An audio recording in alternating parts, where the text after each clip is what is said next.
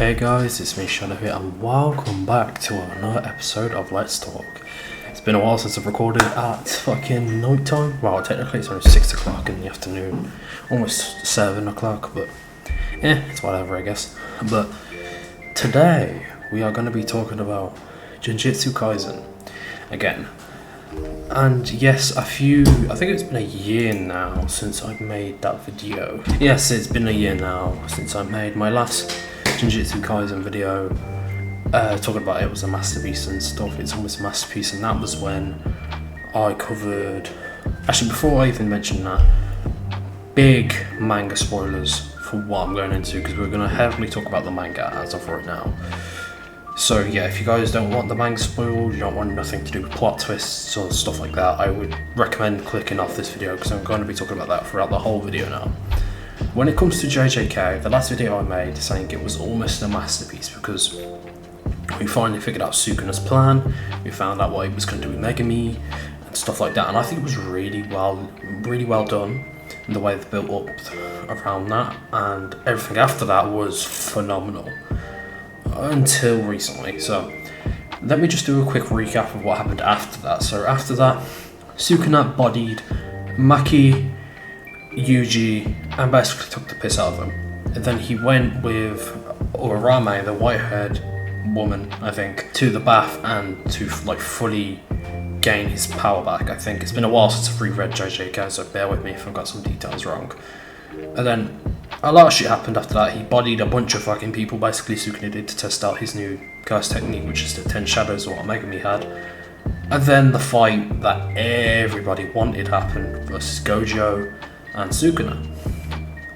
There's nothing bad to say about that fight, in my opinion. I think that fight was really well done, and at the end of it, the goat died, Gojo died, and I think his death was actually kind of ironic, because everyone loved Gojo, and he was killed off screen. He got given the classic backstory, or see the old friend thing in the memory. Then he got cut in half by the world cutting slash that Sukuna did. And I think that was kind of, I know a lot of people hate how Gojo went out, but I think it was kind of fitting for his character. Because his character was all ego. Not Ethan Page all ego, but Gojo's main character, his main characteristic was being the strongest. And that battle was to definition who was still the strongest in all of history, which was Sukuna, or the strongest of today's day and age, which was Gojo. And the way he went out proved what that battle was about, and proved who was the strongest, which was Sukuna. Sukuna was the strongest, even though you can say he had help by Maharaga, but still, it proved to everyone in the JJK verse, how dominant Sukuna can be, how pushed against the wall he can be, how calculated he can be when it comes to his cursed energy and his cursed techniques. And that is why I think Sukuna, throughout that whole fight, was going to win. Because every time he was pushed to the brink of death, or every time he was pushed, he came back with something new.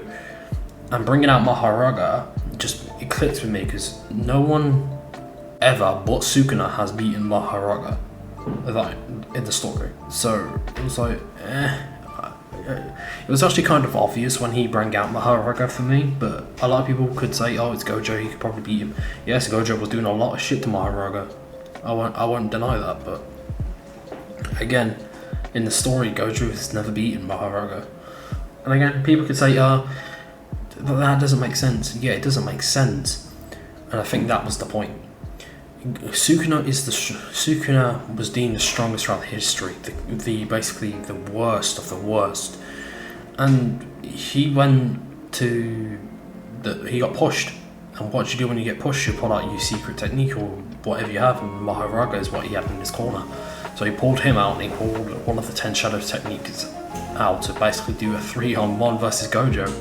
Don't get me wrong, Gojo held his own as much as he can, and then when Sukuna pulled out the world cutting slash and regained his true form, it was wraps. And then after that, the story went it went from here, because I think it was at its peak with that fight. That fight was so well done, and then it went that. I don't get how and not all of it was bad. And I'm going to say this now, not all of that writing was bad. There was one of my favourite moments in Jujutsu is what happens after. But the first thing we see is obviously Kajima pull up. And I love Kajima. I think it was Kashimo, there we go, Kashimo pulls up. Kashimo was one of my favourite characters when he was introduced because he did not give a fuck. My favourite fight in the whole of JJK is him versus Sakari. That fight was so unique and the way those two characters went at each other. And I found it really fucking cool because Kashimo was just, he had the aura, bro. He was so cool. And then I didn't expect him to win against Sukuna. I didn't, I'm gonna be honest. I think no one but Yuji really stood a chance against Sukuna. The main reason I said Yuji at that time because obviously he's the main character. But when Kashima pulls up, he gets, I think it was 2 chapters versus Sukuna and he dies. And obviously Sukuna gained his true form in his fight and killed him with the World Cut and Slash, I think. And I just like, that's kind of a why. Don't get me wrong, JJK's a dark story and not a lot of people survive, but Kashima could have been one of those fucking like not god tier characters because I still think he's quite strong compared to everyone else, but he could have been like an ace. He could have been like, if Yuta went out, he could have helped Yuta when his fight was going about, and it was just, it made no sense to me because Kashimo had the potential. He was definitely a special grade, like rated sorcerer, no chance. And they killed him off to show Sukuna's power. Like I don't get why they killed Kashimo off. It made no sense. And then after that we had was it Yuji and the lawyer pull up, and then they get bodied like straight afterwards. Because they tried to sentence Sukuna with the lawyer's curse, with the lawyer's domain, and obviously that didn't do shit. So Sukuna powered through it. Then we get, Then we get the best part, one of the best moments in the whole series, and that was Yuta's plan. Do not get me wrong. A lot of people shit on Yuta. I personally love Yuta. I've always loved Yuta. He's probably my second favorite character in the series. But his plan here. I don't know why people just shit on Yuta for the sake of it, but his plan is probably one of the best writing moments in the whole of JJK. And that's when he wanted to use Kenjaku's curse technique, because in the meantime of Sukuna fighting Yuji and the lawyer and other people, Yuta went and killed Kenjaku.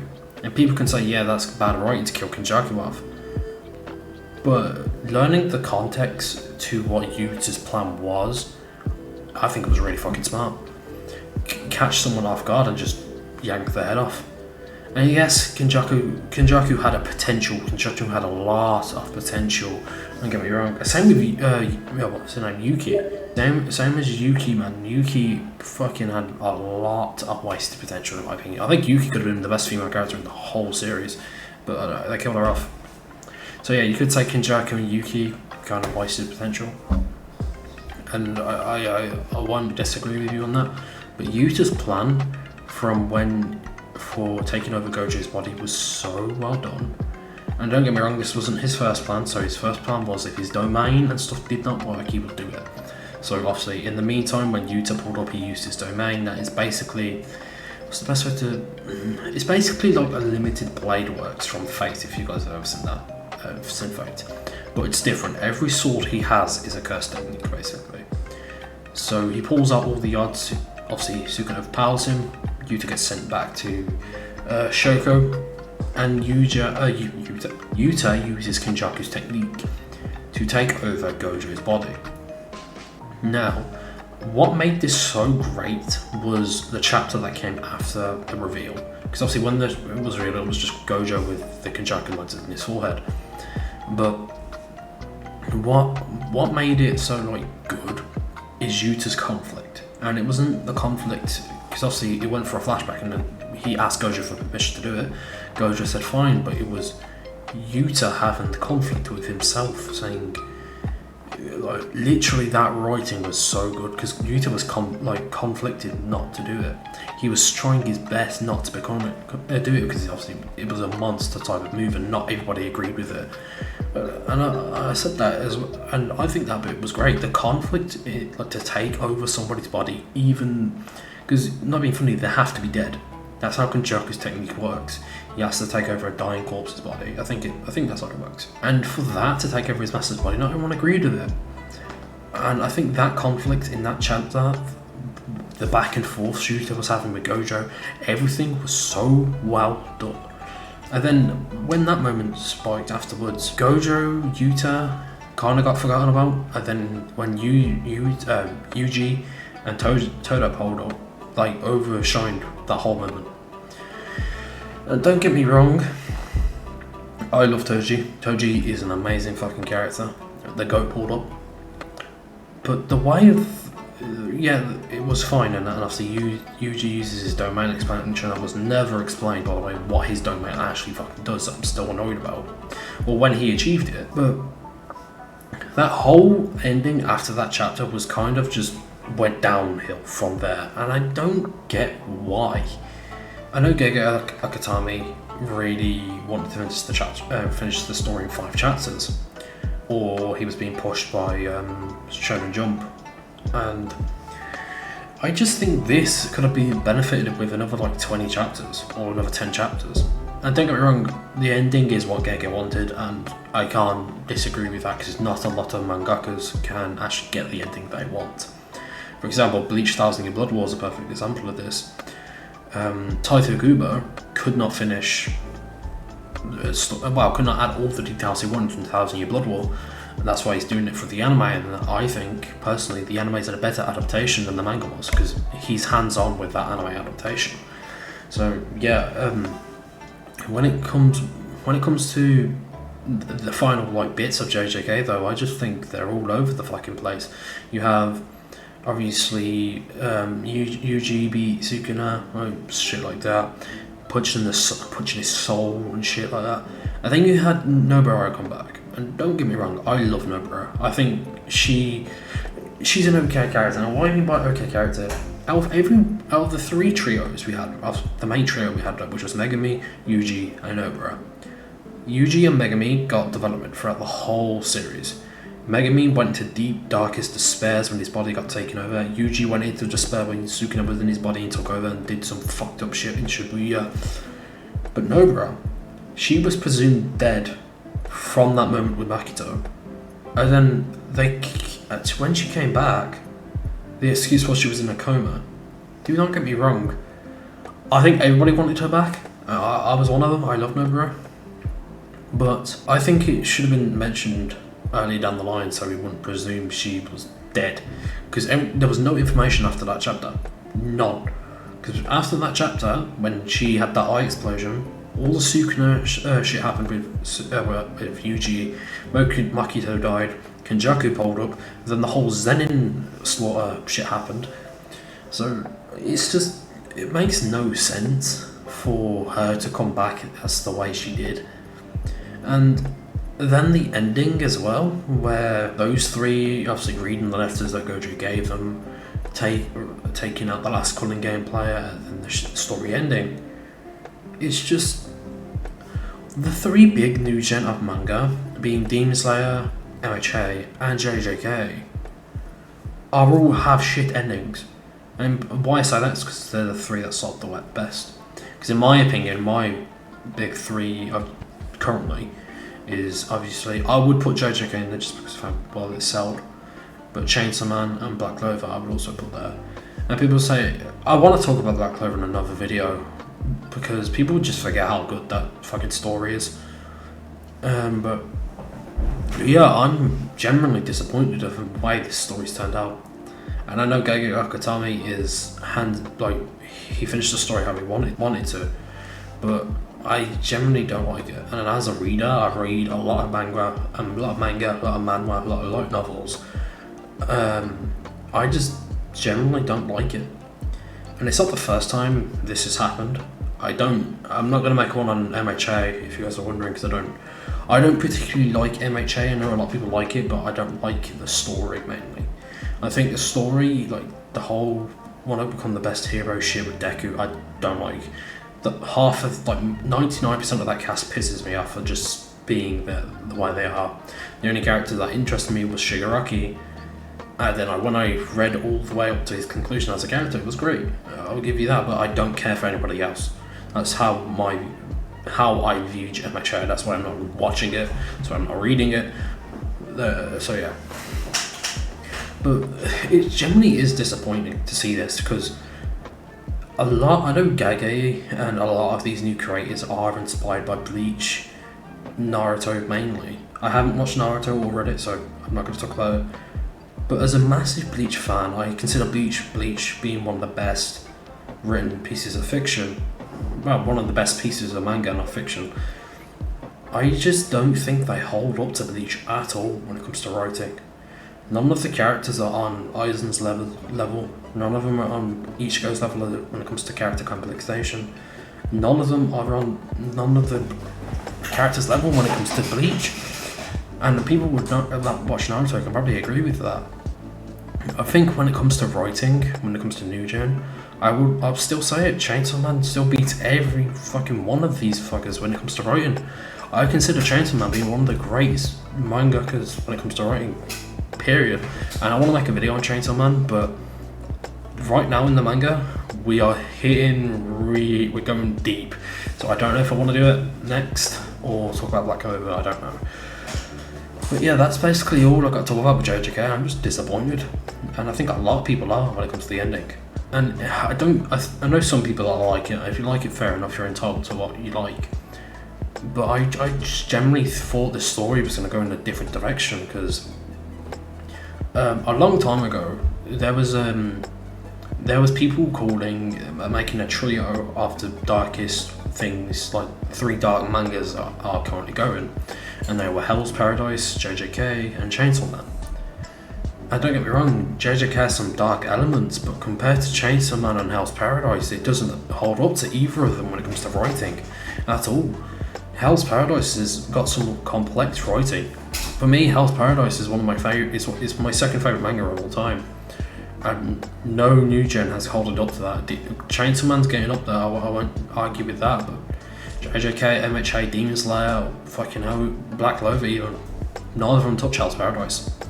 And it's a shame that story, Hell's Paradise, not a lot of people would appreciate it because of how complex it is.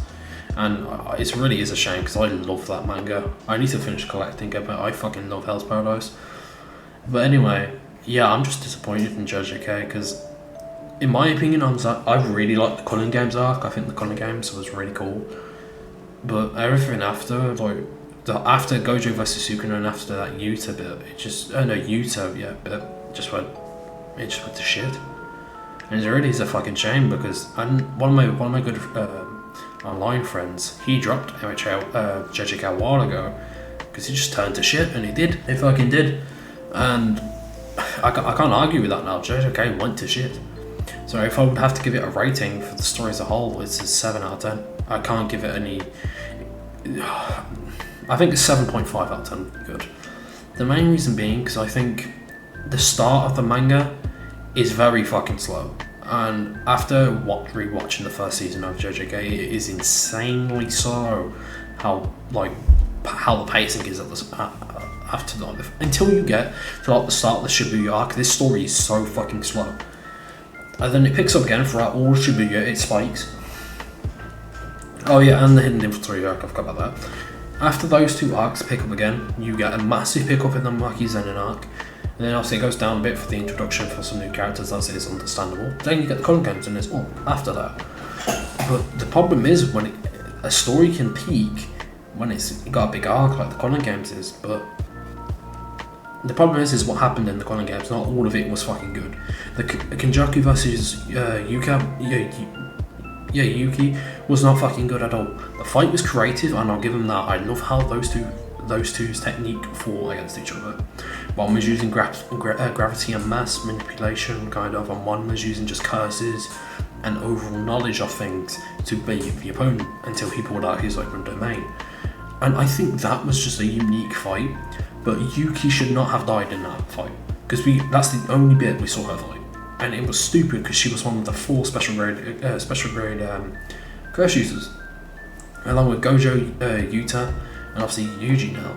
It's just stupid the way they handled characters, because I generally thought JJK had the best side characters in New Gen, but it doesn't, because they don't give a shit. If you're not Yuta, Yuji, well, Gojo's dead, so I can't even say Gojo anymore, Sukuna or Megami, you're gonna get stiffed, and it's stupid, man.